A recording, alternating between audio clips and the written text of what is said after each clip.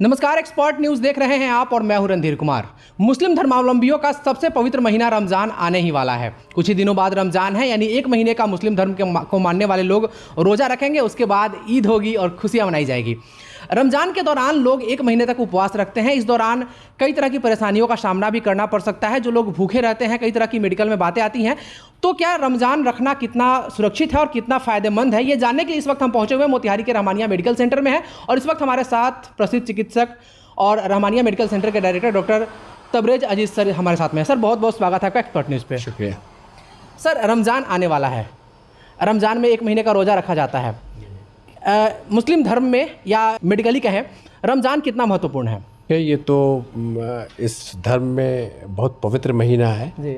और रमज़ान का मकसद ये है कि आप दिन भर भूखे रहते हैं और उसमें एक तक कंट्रोल अपने अंदर लाना होता है। जैसे मान लीजिए आपको एहसास हो कि भूख का एहसास कैसा होता है, उसे सिर्फ भूखे रहना नहीं मकसद है, उसमें तकवा और तहारत के साथ रहना पड़ता है। तकवा आपको अपने ऊपर नफ्स पे कंट्रोल, ठीक है ना, गलत चीज़ों को नहीं सोचना है और बहुत सी चीज़ों की पाबंदी है, ठीक है ना। तो उसके हिसाब से ये माहौल ऐसा हो जाता है एक महीना कि वो जो लोग रेगुलर रोज़ा रखते हैं उनके रोज़ा रखना आसान हो जाता है। फिर भी जो लोग बीमार हैं या किसी बीमारियों से ग्रसित हैं, उनको थोड़ा बहुत अपना एडवाइस लेना चाहिए डॉक्टर से। और दवाएं जो हैं, जो उसको टाइमिंग थोड़ी चेंज हो जाती है और खाने का पैटर्न थोड़ा चेंज हो जाता है, तो वो अपने डॉक्टर से सलाह लेके रखना चाहिए। सर, आजकल लोग बहुत समझदार हो गए हैं, हर चीज़ में फ़ायदा और नुकसान खोजते हैं। कहा जाता है कि जो रमज़ान रखने से हमारा बॉडी डिटॉक्सिफाई हो जाता है और बहुत फ़ायदे हो जाते हैं। आप एक प्रसिद्ध चिकित्सक हैं, चिकित्सक होने के नाते आप क्या कहेंगे, रमज़ान क्या महत्वपूर्ण है, कितना महत्वपूर्ण है? नहीं, मेडिकली भी महत्वपूर्ण है। मेडिकली महत्वपूर्ण है कि जो आप एक महीना जो आप रोज़ा रखते हैं, तो फिज़िकली भी उसके बहुत से फ़वाद हैं। बहुत सा बॉडी से एबनॉर्मल फैट्स, बहुत से टॉक्सिन्स वो ख़त्म हो जाते हैं। और एक आपका जो बॉडी में रेगुलर खाने की हैबिट है, तो बहुत सी चीज़ें एक्युमुलेट हो जाती हैं, तो वो आहिस्ते आहिस्ते उसमें बहुत बैलेंस आ जाता है। तो ये उस मेडिकली भी ये बहुत ही सही है। ऐसे भी हफ्ते में भी बहुत से लोग रखते हैं और बीच बीच में रोज़ा रखते हैं, तो उसके बहुत सा फ़वाद है।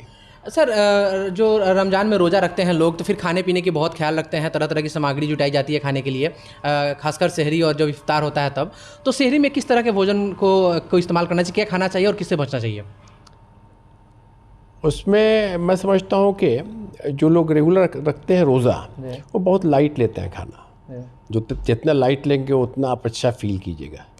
तो लाइट खाना लीजिए और न्यूट्रिशियस डाइट हो, लाइक दही है, दूध है, कुछ लोग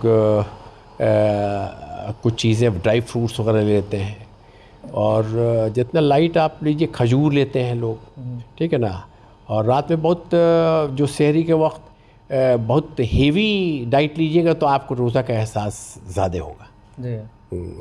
और सर, इफ्तार जो होता है, इफ्तार में अक्सर देखा जाता है कि भुना और पकौड़ी वगैरह को प्रमुखता देते हैं लोग, तो खाली पेट क्या वो सब खाना उचित है? वो तो इंडियन उसमें है, वरना मेनली के फ्रूट्स वगैरह लेना है, फल वगैरह लेना है। इफ्तार भी आइडियली जो है बहुत ज़्यादा मात्रा में नहीं लेना है, ठीक है ना। वो फ्रूट्स फिर यहाँ पे चूँकि इंडियन उसमें है, थोड़ा सा चना वना और ये ले लेते हैं लोग, और मगर फिर भी वो लाइट ही रहता है, ठीक है ना। उसके बाद फिर थोड़ी देर के बाद खाना खाते हैं रात का।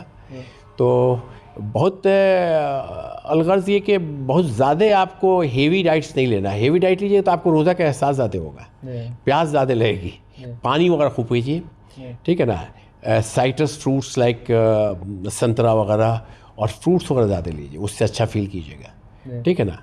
और रात में भी थोड़े थोड़े देर पे कुछ हल्का सा लाइट्स लेते हैं लोग, ठीक है ना। तो उससे ज़्यादा फील होता है। सर बीमार लोग जो होते हैं उनके लिए तो वैसे भी रोज़ा माफ़ है, लेकिन जो लोग बीमार होने दवाई खाने के बाद ठीक है, यानी जिनकी दवाइयाँ चलती हैं रेगुलर, खासकर आज आजकल तो सर जीवन शैली में लगभग बहुत सारे लोग हैं जो रोज़ दवाई खा के जीते हैं, डायबिटिक हैं या हार्ट से संबंधित दवाइयाँ जो रेगुलर खाना ही खाना है, तो उन लोगों के लिए क्या सलाह रहती है एज ए मेडिकल डॉक्टर होने के नाते आप लोगों का? नहीं, वो है कि अपने डॉक्टर से सलाह लेना है। डॉक्टर बतलाएगा आप रोज़ा रख सकते हैं।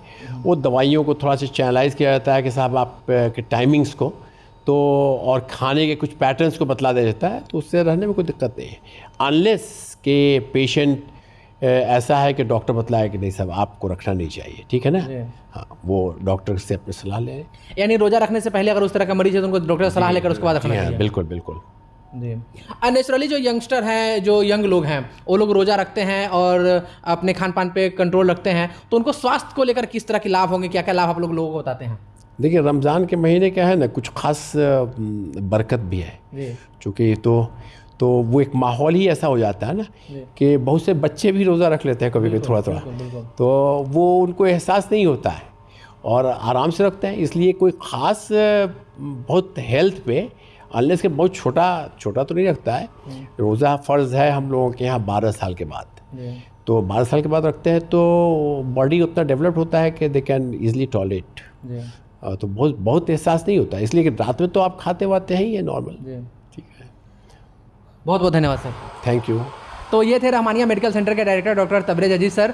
तो आज अब बहुत जल्द रमज़ान आने वाला है, आप भी रोज़ा रखिए और खाने पीने पे विशेष ध्यान रखिए, हेवी डाइट नहीं लेना है जैसा कि सर ने बताया। अभी के लिए फिलहाल इतना ही, आप बने रहिए हमारे साथ और देखते रहिए एक्सपर्ट न्यूज़, आपकी आवाज़। नमस्कार।